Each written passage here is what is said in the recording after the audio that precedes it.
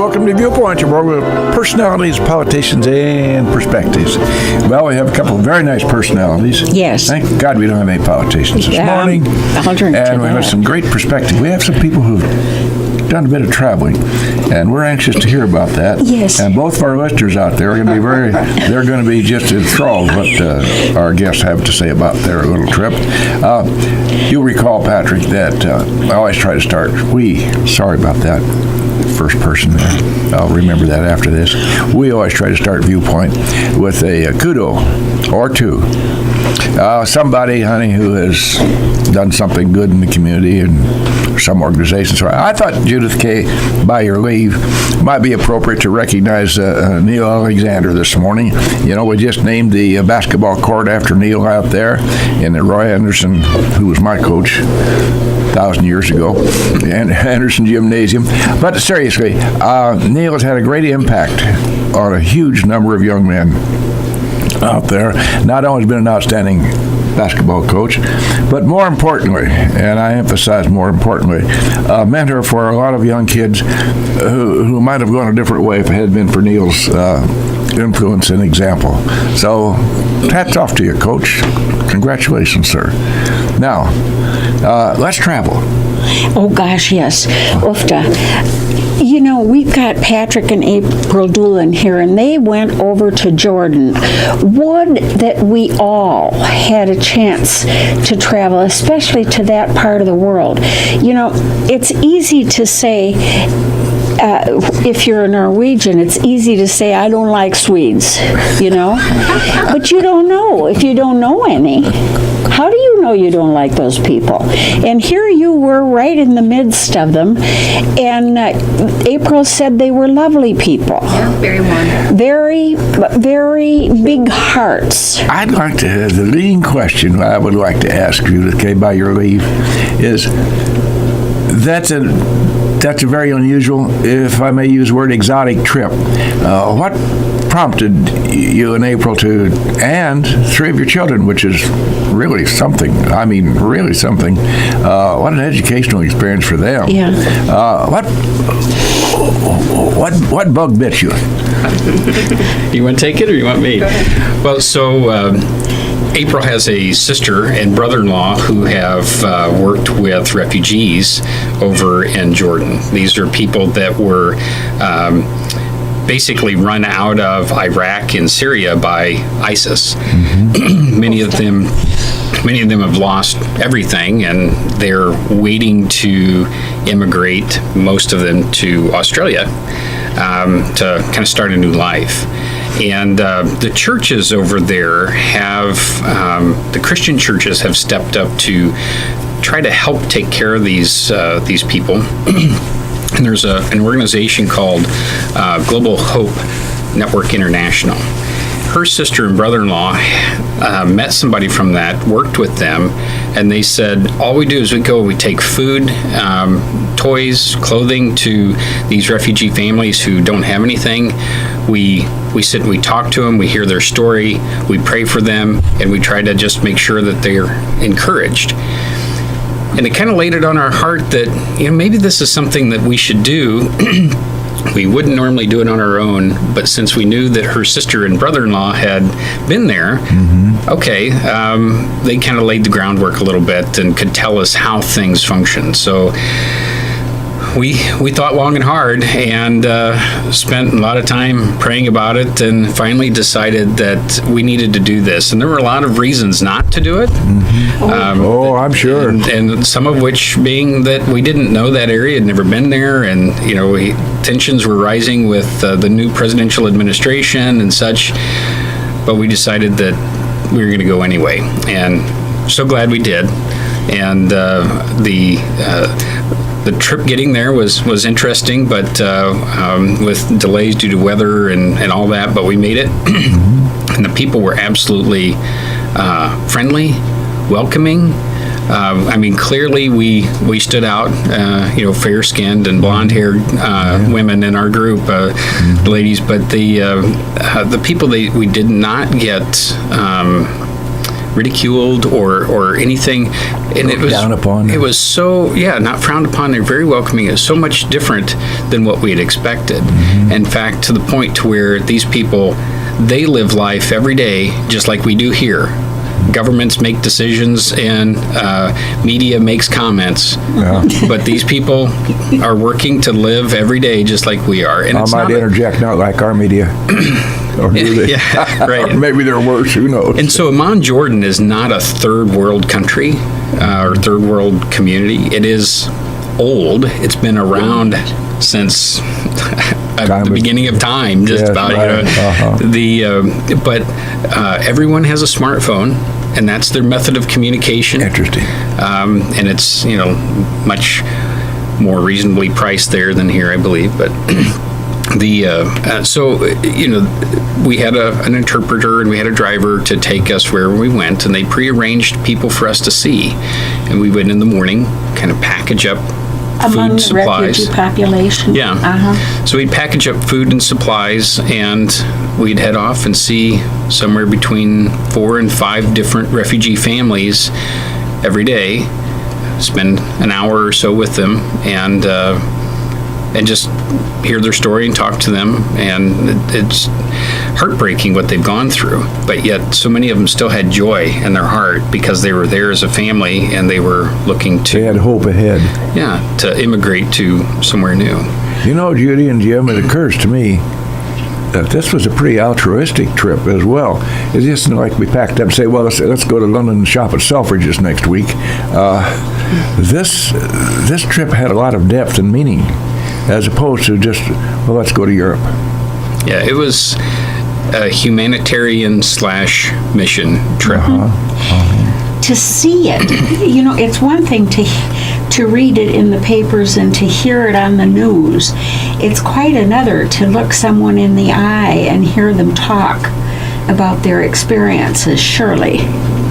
It actually took a while after we got back before I could even really talk to people about, what we had experienced. It just was very emotional, and just kind of, these people have been through such trauma, and then just to talk to them and just hear the terrible things they've had to experience, it just really changes you. So. Well, we'd heard about you kids going over there, and I didn't realize you'd taken your family members, which is very significant.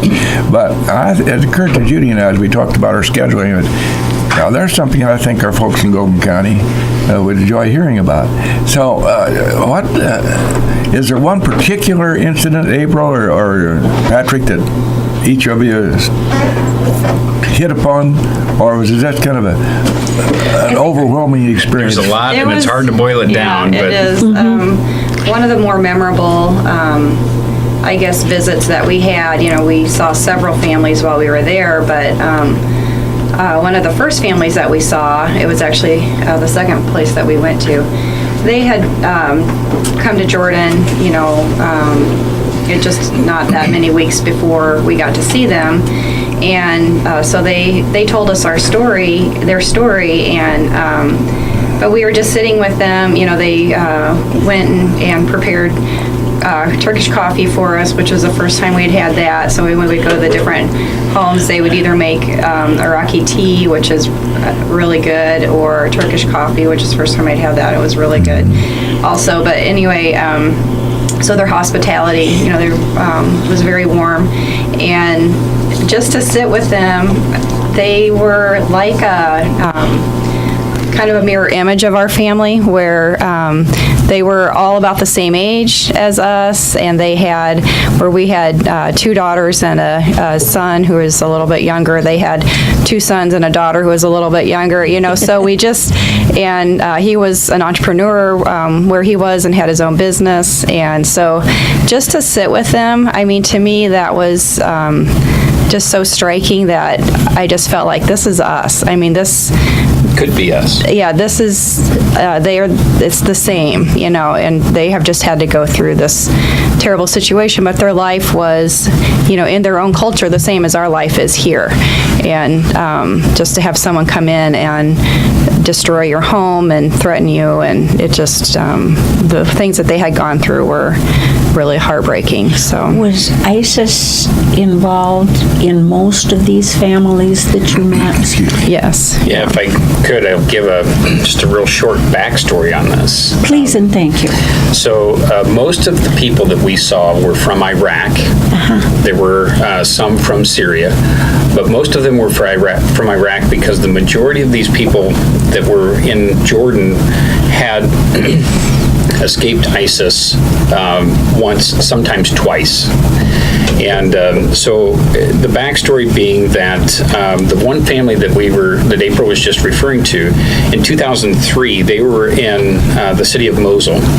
And they were basically, the short version is they were run out of town along with all the other Christians. They were either killed or run out of town. Now, when we say Christian, it's someone who's not Muslim. Okay. So if you're either Muslim or you're not, and if you're not, they refer to you as Christian. And so here we talk about how, these things shouldn't be about religion and it shouldn't be a deciding factor and all that. And that's true. But over there, that's the only thing it's about. In that case, when ISIS comes in, you're either a Muslim and you're going to fight with us, or you're not. And if you're not, you're either they kill you or they run you out of town. And they give you an hour. They say, be gone in an hour or die. Really? Or maybe the next day. Or the next day. Yeah. So this family in particular was run out of Mosul in 2003, I believe it was. And then a bunch of them ended up in this area called the Nineveh Valley. And they reset, and so this gentleman had a hydraulic mechanic shop. They were very well off. They were not. Most of these people that we saw were not from poverty that were then still in poverty. They were middle class, upper class, and poverty class people that all were treated the same because they were either Muslim fighting with ISIS or they weren't. There's no class distinction. So these people lost their business, they lost their home, they basically ran for their lives. Ended up in Nineveh Valley, they set up shop and their home, and he started a new business and started to do pretty well.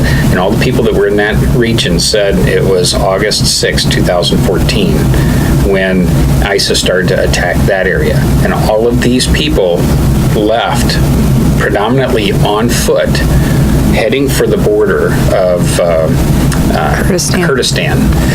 And I think we figured out, we equated it'd be like trying to get from Lincoln to the Indiana border. It was kind of walk. And it was everyone, age group from infants to elderly. And she has the story of the family. They said the dad was very old. They said, how'd you get him here? A shoulder on one brother and an arm on one brother's shoulder, an arm on another, and we carried him Step after step. that far. Yeah. And during this time, there being bombs and things going over the top of them, and it was horrible. And again, they lost everything again. And it was predominantly the churches in Kurdistan that suddenly all these people ended up there. Think about the population of Peoria suddenly ending up in Lincoln and needing to be housed somewhere in churches and soccer fields, and you don't have additional bathrooms and you don't have additional transportation, and they're just there, and some of them were there for years waiting for something to change. The old sideshow barker in the circus said, must be seen to be believed. Well, we can't comprehend, we can't wrap our minds around the severity of living conditions there. For instance, you can't run down to the IGA and get another bottle of milk. Right. A little simple thing like which we take for granted, thank God, but that's a major hurdle for those folks over there. Yes. And being told you're gone tomorrow or you're dead, and so you say to yourself, well, where do I go? Right. And it was, you could tell when they were telling their story that it was far more horrific than what we were even hearing. They just didn't want to probably relive all the terrible details. Well, you of said us. you just can't wrap your mind around this, and we can't.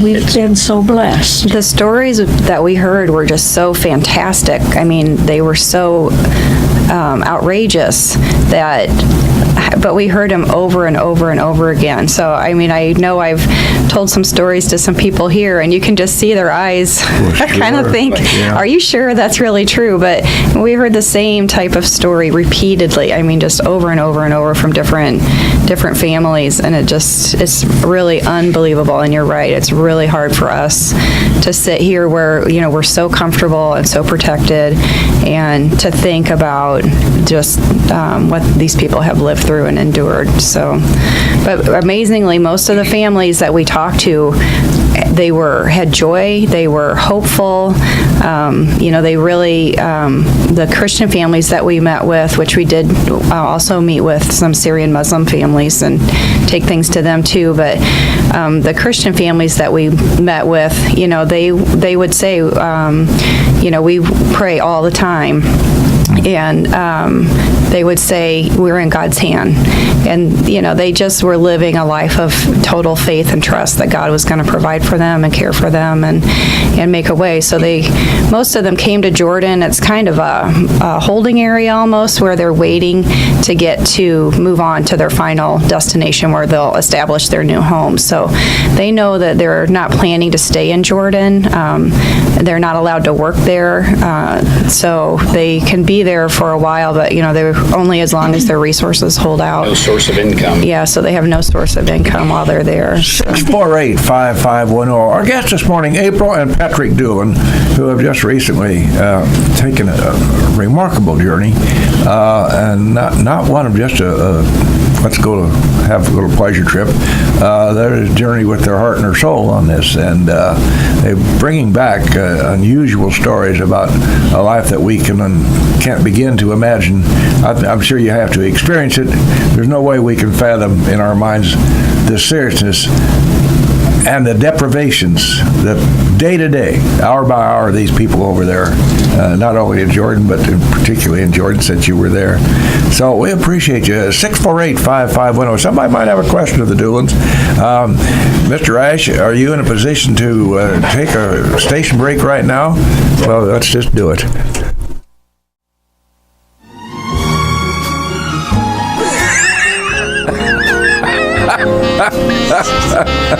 Stop to discipline cat.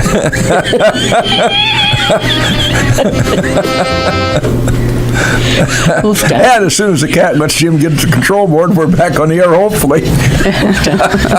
Our guests this morning, April and Patrick Doolin, who very kindly consented to give up their time today to come up here and talk to us about a very unique trip. I don't think that trip is for everybody. I vouchsafe to say Mrs. Gossett would be very uncomfortable on a trip like that, as many of her contemporaries would be. I asked off air, Patrick, about air transportation, and you said you started from O'Hare, then you went to New York, a wonderful town. You had an experience there while you were waiting to embark from New York. Yeah, so we were supposed to connect through New York, and flying into LaGuardia, transferring to JFK, and then on to Amman, Jordan. So it wasn't a bad connection. Pre-arranged transportation. Our flight from Chicago getting into New York was very delayed due to weather in New York. Go figure. So we land in New York, and the place is just madness from everybody that's so late. And hoping our flight would be delayed long enough for us to get over there. So we were able to get right through to our driver, didn't have to wait in the huge long lines, and he gave us he knew we were in a hurry, and he gave us a ride that we were, it was exciting, we'll just say that. To say the least. Strap in. He did impress us, yes. And so here there are 5 of us and all of our luggage in the Suburban going through this traffic, and it was just like a movie. So we arrive at JFK, we go in, and we're trying to get there, and we just were minutes late from making the connection, and so international connection, right? So But we had already said we were content with, if we missed the flight, we'd get there. You know, God was in control. He knew what we were doing and why we were going, so he would work it all out. So after taking about 2 hours to rebook, it's 12:30 in the morning at this point, and we can't find a hotel, and we had to be back at the airport in like 6 hours or something. The kids did fabulous. Now keep in mind they're been 14, 16, and 18 at the time. And they're sitting on the floor, very content. And one of them finally says, "Why don't we just go tour New York instead of trying to find a hotel, and then we'll just come back and sleep here?" So they said, "Text Ivan, the guy that had driven us." So I shoot him a text back. I said, "Are you available? Would you be willing to do this?" He says, "I have until 4 a.m. He came back.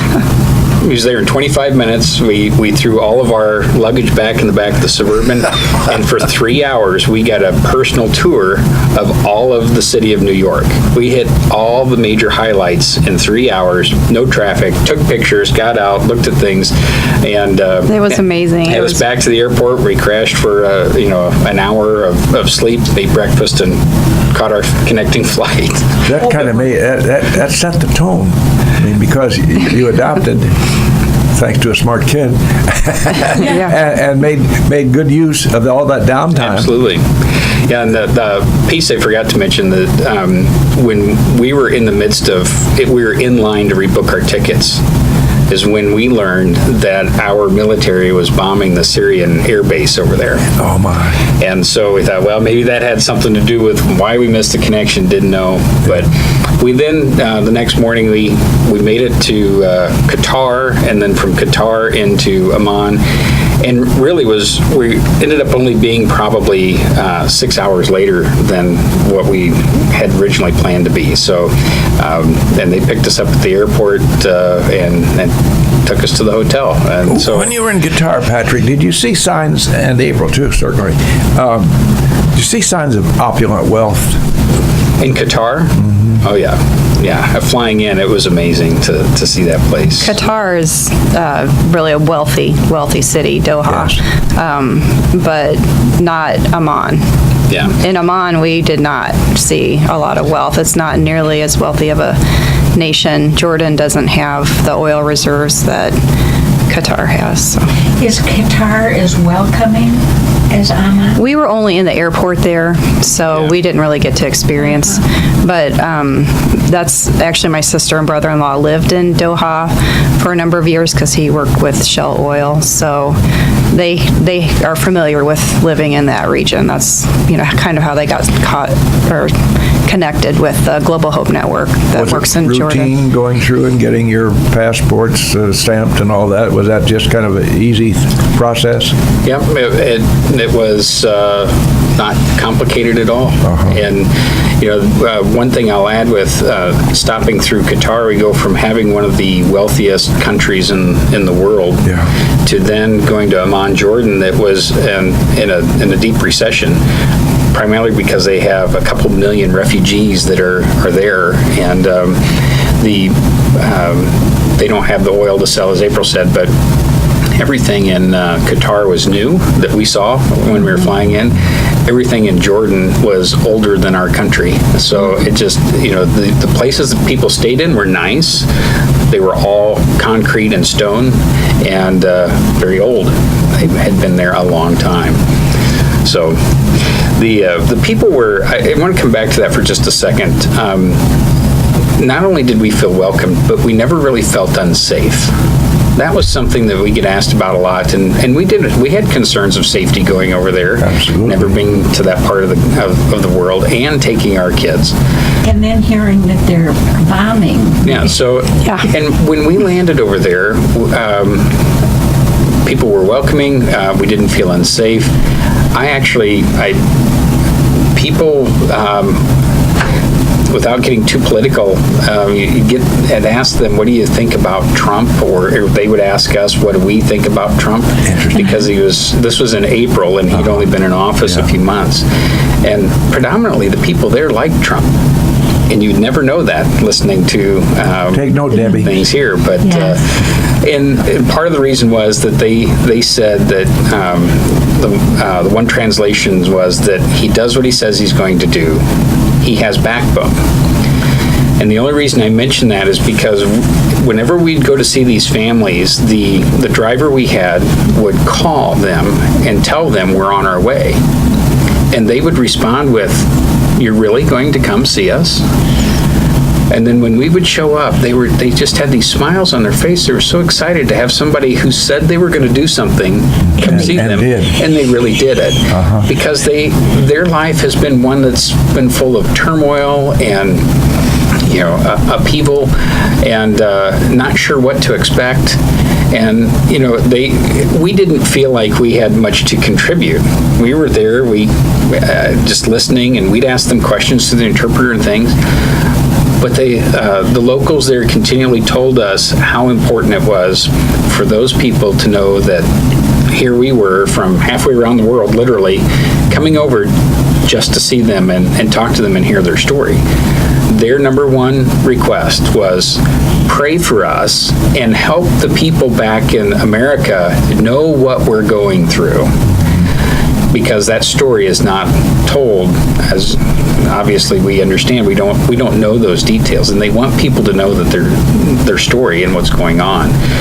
And so part of the reason why we're here is to, do what we said we were going to do and tell people what's really going on. It occurs to me, Judith and James, that these withering idiots in the swamp out there in Washington, they'd be well served if they had the experience that the Doolins had. They might have a little better outlook on life instead of the me too, I'm important attitude that most of them seem to project. It would give them what's important and what is not important, as opposed to getting my name on some piece of legislation that isn't worth a tinker's damn. Yeah, because the single largest thing we did while we were there was listen. We listened to their stories. We weren't building houses. We weren't fixing schools. We weren't doing those things that you would hear about from a mission trip to somewhere like the Dominican or things like that. We were going there just to hear their story. We did deliver food, but it was very discreet because we wanted to preserve the dignity of the individuals. Sure. Family is very, very important in that region of the world, and generations living together. And so for us to have our family with us then was even more important. And we hooked up. Our group was from all over the world. We had people from Texas. We had people from the UK, people from Qatar that were in kind of this group, and we would break up every day to go see different people. And April and Luke went with one driver one day, and myself and the girls went with another day, and saw different families and different experiences. And the kids were really impacted by this. They were really... Yeah, teenage youngsters. Yes. How did you get along with the cuisine?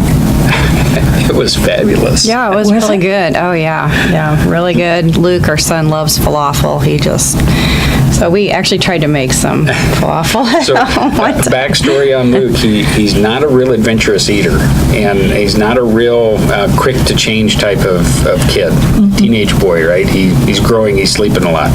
Well, we get over there, and we were on the go constantly. We had very little downtime, and we never knew what kind of food we were going to have or when we were going to have it. And he made us very proud because he tried anything. And I remember the first time they offered Turkish coffee, and he tried it. And I'm like, and he was like, whoa, because it's really strong. I said, Luke, you don't have to drink it. I'll drink it. But there's a little bit of, you don't want to disrespect the host. So he said, nope, I'll drink it. And he's hooked on Turkish coffee now. But he loves the food. All three of the kids would go back in a heartbeat to see the people and be a part of the region. It was that impactful. Because a lot of kids at that age, they're a little jaded, that's just the way it is. That's not a commitment or any criticism for it. That's a teenage. And they get a little jaded and blasé about things. Take your focus off yourself and you put it on others for a little bit of time, and you can see something. What a beautiful lesson for your kids to learn, thinking about something besides themselves. That's great. What did they say when they were on their way home? How long did it take them to stop standing around with their mouth open after they got there? Yeah, on the way home, they said, "When can we go back?" So, I mean, it was really hard to Is leave. that a fact? Oh yeah, they loved it there. The group, Global Hope Network International, they host groups like ours all the time throughout the spring, summer, and fall. But my sister actually and her husband, they pull together groups twice a year. So they will take a group over in April and then again in September or October every year. So my kids were saying, when are we going back? You know, they want to go back. See, that's an under the radar thing. You don't see, columnists are so busy, so-called media experts are so busy pontificating about their pet projects. Something like this that has such a major impact, person to person, eyeball to eyeball kind of relationship, that has to have a tremendous impact as far as people to people relationships. They're way over there. How many hours did it take you to get there? You go to Europe in 8 hours. What did it take you to get there? Well, with our layover in New York, it was about 40 hours to get there. We were very tired, but That's not right, normal. really it's not tired. normal. Yeah. Normally, it would have been about 13 to about 14 hours. yeah. So. You said that you have to either be Muslim or Christian, and if you're a Muslim, you have to fight with ISIS. Now, what do they consider fighting with ISIS? Just not being opposed to them, or do the people who are going to prove they're Muslim have to arm themselves and kill the others?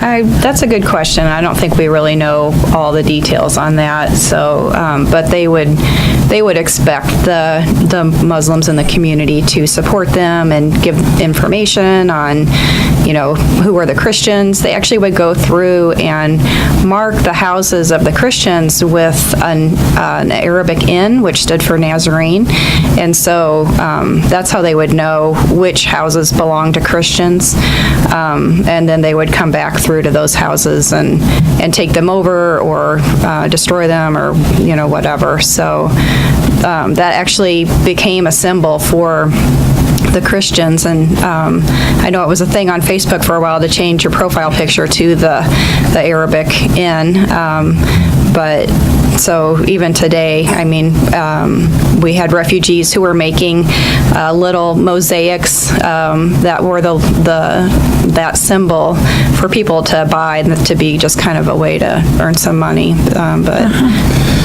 April, how did you dress?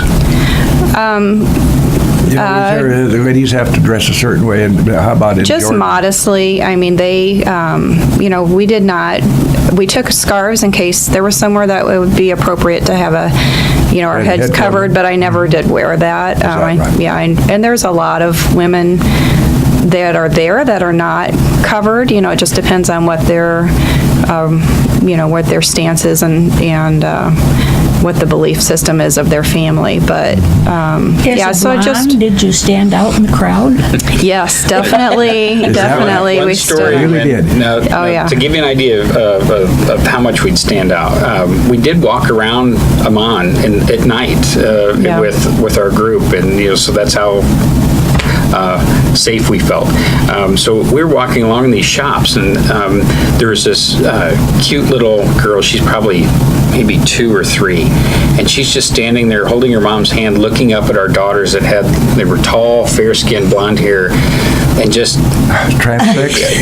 transfixed. Yeah. And so the mom spoke something to the daughter, and then I told our daughter, Adria, I said, let her touch your hair. And so she kneeled down and she leaned over and touched her hair, and she was just amazed. She'd never seen anything like this. And it was so cute. So they clearly stood out. I hope you got a picture. Yes, we did. Yeah. Good, yes, we did. But what's interesting, too, is one family that we saw, the Syrian Muslim family, the dad in that family he had unfortunately been tortured, and he wasn't right physically, and I think there's some mentally struggles there. And this was one of probably the poorest families we saw. But when we walked in, they had a son there that was the same age as Luke. And so they kind of could connect, even though they couldn't talk, and, communicate necessarily via language. So their daughter then came home from school, and she was the same age as our girls. She was, I think, 17. Our girls were 16 and 18, and had one of her friends. They sat down, and it was so cool to see how they could connect and communicate, talk about eyebrows or whatever, girls do, just so quickly. And the daughter that was in school could speak some English, and they had never met each other before. You would think that to the normal state of affairs here, that the people over there would not want to even speak to us. And I got over there, and they sat right next to each other, and they laughed and they giggled just like teenage girls would do here. And so when our girls were out, it wasn't uncommon, but it was not something they saw every day, to an American blonde girl walking down the street. And so there was, they connected. They weren't, it wasn't awkward. It was just interesting to them to meet one another. Did you think it was easier for the youth to connect than it was for the adults? I think having teenagers with us opened some doors. Mm-hmm. So I feel like, there were people who, because maybe they have kids or they just enjoy interacting with, teenagers. I think it really helped us form some stronger connections with people that worked with Global Hope Network, and then also with the refugee families. They could relate to us a little better because we were a family. It wasn't just, two adults coming in there to talk to them, which, they still, I think, would have enjoyed, but it just, I feel like, brought a whole nother level or a whole another experience there. So, your children are happy and lucky to live in a steady family environment, parents who care and make sure that they do the best they know how to do. And still know they're going to make mistakes, like I made a lot of them. Anyway, seriously though, having this profound experience that your children had, have you noticed any change in them having gone through that experience? Yeah, definitely. Absolutely. Yeah, there was a deep level of change. I mean, understanding. And just compassion, I feel like. Important word. And under an interest in world affairs more, and refugee situations in general. So it definitely opened up their minds and their hearts to just an interest in people who are hurting more, and just being interested in other cultures more. Not that they weren't interested before, but it just obviously brought it to life because you get to meet real life people. In their face. Yeah, No. right. Yeah, It's not learning about it. It's actually meeting people and hearing firsthand accounts of what they've been through. So, and we made some fantastic friends while there with some of the locals there in Jordan. That, we laughed a lot. You wouldn't think that, considering the circumstances we were in, but we really laughed and had so much fun. Had fun with these people, and it's so hard for people to even process that. It's hard for us to process that, but some of those friendships are deep, and we were not there. Some of these people we knew for a few days, yes. And we still maintain communication. We can text them and connect with them on Facebook. Our kids are always interested in what those individuals have to say, and they're asking, have you talked to Salah lately, and things, just to know what's going on and to maintain a point of contact. We're sitting here in Central Illinois. We're so isolated and insulated from the refugee problem. We think we read about it and think it's, oh, isn't that terrible? Well, we have no cognizance of the fact that it really is, sure as hell, is really terrible. You mentioned taking the population of Peoria and bringing it down to Lincoln, Illinois, and putting up with. Now, those are logistical numbers that kind of make you get up to take notice, and that goes on every day there. Yeah, and they get a chance to immigrate. Most of them are immigrating to Australia because Australia has said will welcome the Iraqi Christians. They kind of help them get back on their feet again with some different things, stipends and things, housing. But it takes 18 to 24 months for them to go through the process of being vetted and waiting. And they get a chance at a phone call. And sometimes if they miss it, they can go back to the end of the line. And so many of them, they're transitioning through. They're going to be there for a period of time and move on and to Australia. And I predict that Australia's economy is going to be phenomenal in the next decade because of all this influx of people who are going to be so loyal and thankful to Australia for helping them out. And these are people, the ones from Iraq, they never want to go back to Iraq again. Yeah, right. Well, can't blame them, can we? The Syrian refugees, a lot of them have plans to go back. I mean, they they want to return, but the Iraqi refugees, their homes have just been destroyed. There's really not much left there for them to go back. Their lives are destroyed. Yeah, so they, it's so sad because you think about all the centuries of family history they would have in an area, and it's just, their family history will never be the same again. Their heritage is there, and they've been forced to move on. So, their grandchildren will grow up in Australia, but, they won't be able to be in the area where their family has lived for eons. Centuries, yeah. probably. Real quick, I want to ask a question. It's in your profession, Patrick. You mentioned the ubiquitous cell phones. Computer age. The people are on the move so much that they can't have computers as we know them. Right. They don't have computers. They function from their smartphone. They live by it. Their pictures are there. Their identification is there. Their connection to the embassies is there. The connection to their families, yeah. And so without that piece of technology, they would have really been scattered. So it was really interesting as somebody who's in technology to see not how the smartphone was just pure convenience for the sake of, being, social media, but to really see how it held these families together and was being used in a very good and positive way.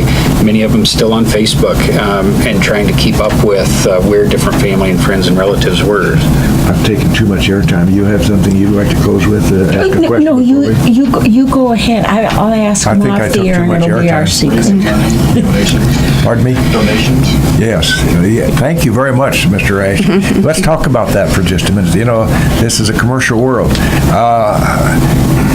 That requires a lot of wherewithal being described as money. Talk about that and how people might contribute to this cause, Patrick or April. Well, the families over there asked that first we pray for them, that they would be able to immigrate, that they would have what they need to get by every day. Sometimes these people just needed pillows, and sometimes they needed a bed. But pray that their needs were met and that their story was told. If people do want to contribute financially, Global Hope Network International, you can find them online. And It's globalhopenetwork.org is the website you can go to. And you can make a donation. You can sponsor a family for a month or something, or you can just give $50 to help a kid get to school, something like that. $50 over there mean a lot to a lot of us. Yeah, It does. it goes a long way. a long way. And so it doesn't take a lot of money for an individual to give to make a big impact on a family over there. And the one family we saw, the one boy that was Luke's age, the reason he wasn't in school is because they couldn't afford the $50 for him to go to school. Yeah. So, and they got food stamps from the government, and they'd sell most of them to raise money to pay towards their rent. I mean, it's just...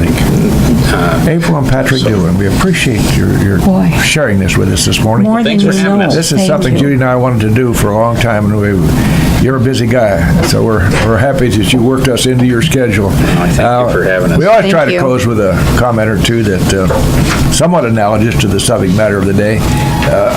Not many people out there remember Payne Stewart. Payne Stewart was a golfer of note who knew how to dress as well as he knew how to play golf.